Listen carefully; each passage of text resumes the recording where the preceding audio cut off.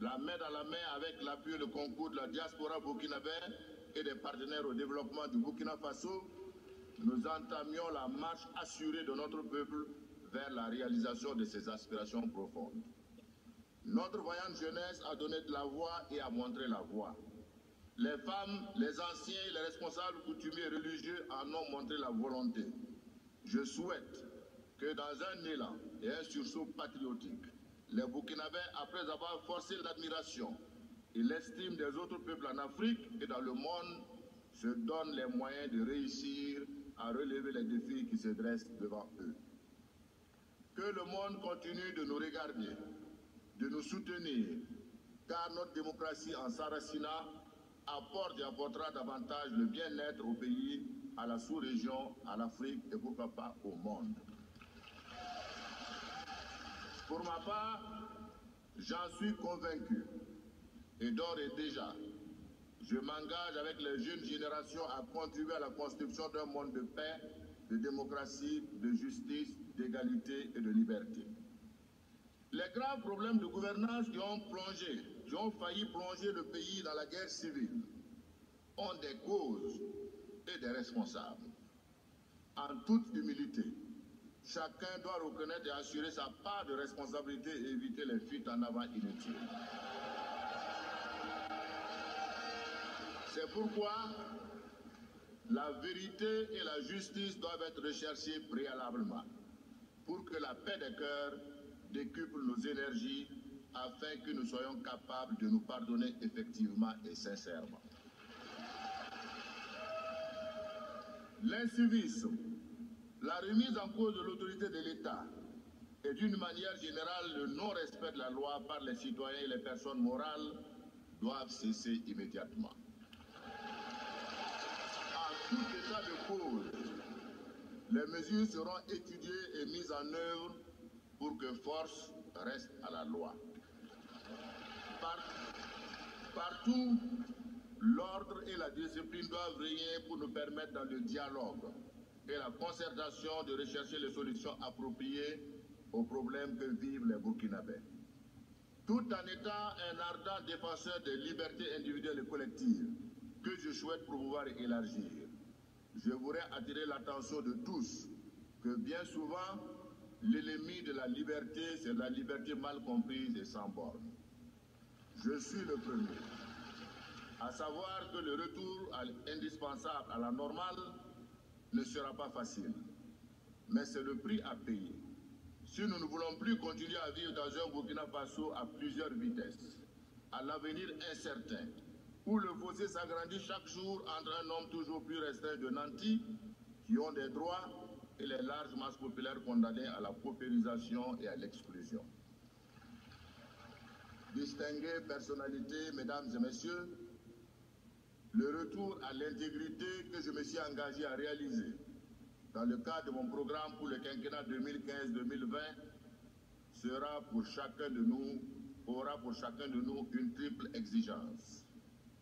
Une exigence d'amour pour la patrie, dont nous devons défendre constamment les intérêts supérieurs. Une exigence de dévouement au travail pour notre pays au service duquel nous devons mettre tous nos talents et toutes nos intelligences. Une exigence de probité et de bonne gouvernance dans tout ce que nous faisons pour ne pas se servir du pays, mais pour le servir de manière désintéressée. C'est donc à un véritable changement de mentalité et de comportement que je convie les Burkinabés, car les chantiers qui nous attendent sont titanesques. Réformer les institutions et moderniser l'administration pour plus de justice sociale, de démocratie et de liberté. Mettre en place un nouveau modèle de développement centré sur le renforcement du capital humain. Promouvoir et vulgariser les technologies de l'information et de la communication. Dynamiser les secteurs porteurs pour l'économie et les emplois en faisant du secteur privé un acteur important.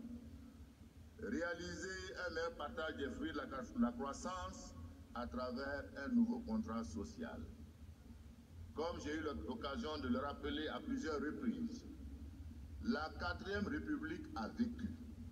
Dès lors, mon engagement de passer à la discussion à l'adoption de la Constitution de la 5e République pour mieux réformer les institutions engagées la modernisation indispensable de l'administration reste au cœur des réformes à faire. Aux amis et aux partenaires au développement du Burkina Faso, je tiens à raffirmer notre engagement sans faille à honorer la parole et la signature du Burkina Faso dans le respect de l'indépendance et des intérêts supérieurs de notre peuple. C'est pourquoi je voudrais lancer un appel du haut de cette tribune pour un accompagnement plus substantiel de la communauté internationale et des partenaires techniques et financiers aux efforts de relance économique et d'amélioration de la gouvernance dans notre pays. Distingués chefs d'État, mesdames et messieurs, au moment où j'accède à la plus haute charge de l'État, la situation sécuritaire dans le monde en général et dans la sous-région ouest africaine en particulier est préoccupante en raison de l'ampleur des menaces et des actions terroristes. C'est pourquoi nous devons mutualiser nos moyens de défense, nos informations entre nos pays et de concert avec tous les autres pays qui luttent contre le terrorisme dans le monde pour présenter un front uni contre ces fléaux qui menacent l'existence même de nos États. Je réaffirme mon engagement et celui de mon pays à œuvrer avec tous nos pays voisins au sein des institutions communautaires que sont notamment l'UEMOA et la CEDEAO pour la paix, la sécurité, l'intégration régionale, la coopération et la solidarité agissante entre nos pays et nos peuples. Peuple du Burkina Faso, chers concitoyennes et chers concitoyens, la nouvelle page de notre glorieuse histoire commune que nous sommes engagés à écrire ensemble sera nécessairement une œuvre collective. J'ai foi en l'avenir radieux de ce pays et à la capacité de son peuple à se surpasser pour défendre son honneur et construire son avenir. Je suis fier d'être burkinabé et de pouvoir apporter ma modeste contribution à la paix, à la démocratie, à la justice, à la réconciliation nationale et à la prospérité partagée entre les Burkinabés. Je veux croire en toutes nos chances de continuer à bénéficier de la clémence divine pour la paix dans notre pays. C'est pourquoi je me tourne vers les gardiens de nos traditions multiséculaires, vers nos autorités coutumières et religieuses et vers toutes les personnes de bonne volonté pour tout ce qu'ils ont toujours fait et continuent à faire pour que cette paix si précieuse à notre pays soit conservée. Je renouvelle ma gratitude à tous et à toutes et je rappelle que le Burkina Faso a été, est et restera un héritage commun aux Burkinabés. C'est pourquoi nous devons le gérer en bon père de famille, prudent, diligent et honnête pour le bien des générations présentes et à venir. Autrement, nous serons donc tous comptables, chacun en ce qui le concerne, de l'avenir de ce pays que nous aimons tous. Pour terminer, je voudrais réitérer notre profonde gratitude et nos remerciements sincères à tous les chefs d'État et de gouvernement ici présents ou représentés, à tous les peuples africains, à toutes les délégations venues d'Europe, d'Amérique et d'Asie, pour leur présence amicale et leur solidarité avec le peuple burkinabé. En cette fin d'année 2015, je tiens à souhaiter à toutes et à tous une bonne et heureuse année 2016. Que Dieu bénisse le Burkina Faso, je vous remercie.